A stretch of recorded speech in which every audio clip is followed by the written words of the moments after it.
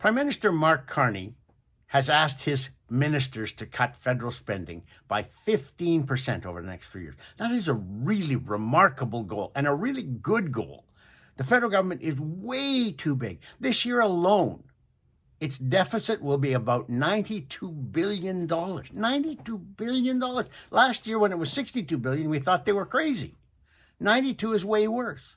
So that spending has got to get under control. And Carney's right to estimate about 15% of total federal spending is excessive.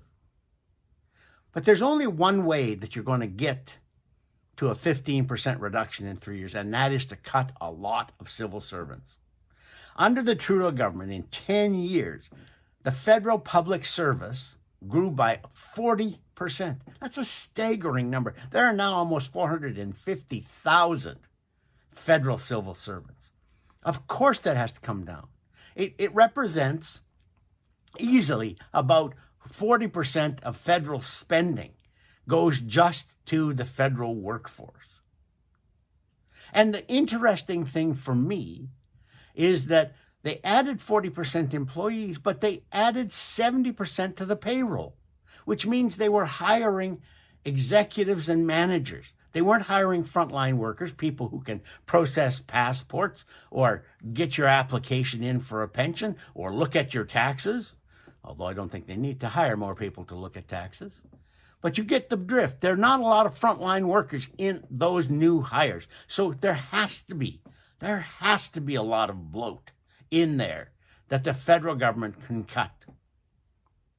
But already, PSAC, the largest public sector union, has warned the government that if it cuts even a single employee, it will affect service levels. I don't know how they think it can affect service levels. They're not doing much, most of them anyway.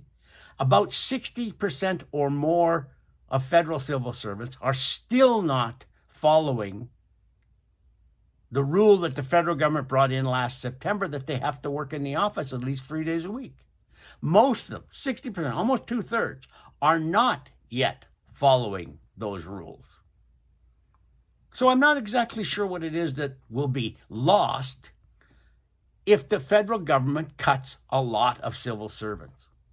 The Parliamentary Budget Office estimated last year that the average frontline civil servant has 7 layers of manager above them. So clearly the federal government has a lot of managers managing managers, and that has got to go. It's simply an easy idea to get rid of, but as of yesterday, an adjudicator with the Public Service Employees Relations Board ruled that the collective agreement that most civil servants have with the federal government guarantees them a job in the federal public service if the existing job they have is cut. If that is allowed to stand, what that means is that nobody in the federal civil service could be cut without being guaranteed, and that's the word that's in the agreement, guaranteed an equivalent job somewhere else in the federal public sector. It is ridiculous. And if the federal government is really serious about cutting staff, and it has to be if it's going to reduce spending by 15%, if it's really serious about that, it's going to have to pass a law invalidating that clause in a lot of its contracts with the public sector. And then watch. Those public sector unions will go out on wildcat strikes. We're going to have all sorts of labor unrest because they really do believe that they are hard-pressed, ordinary working people. They have salaries above the average. They work fewer hours than the average. They take longer vacations. They retire earlier. They have better benefits. They have higher pensions. But they really have convinced themselves that they're the oppressed working class and that the federal government is out to oppress them. That mentality and this clause in public sector union contracts has got to be changed if this government wants to achieve the spending cuts it's looking for. For Post Media, I'm Lorne Gunter.